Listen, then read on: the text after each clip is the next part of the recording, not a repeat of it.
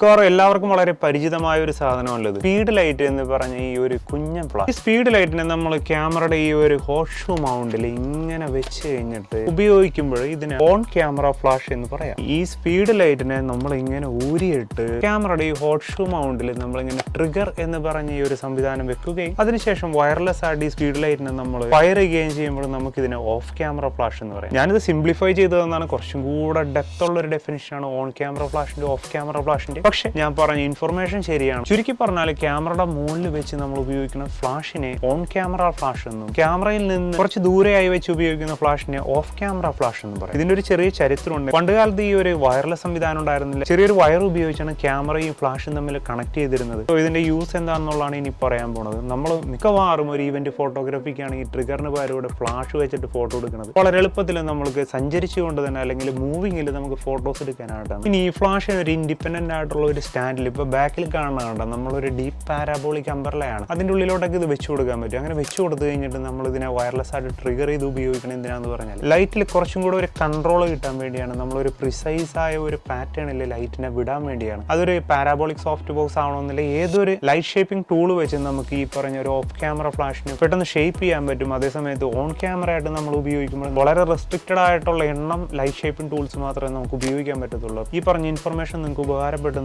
നിങ്ങൾ ഇൻസ്റ്റാഗ്രാം സ്റ്റോറിയായിട്ട് ഈ റീലിനെ ഷെയർ ചെയ്യാൻ മറക്കരുത്. വളരെ ഉപകാരപ്രദമായ ഒരു ടിപ്പുമായി നാളെ ഇതേ സമയം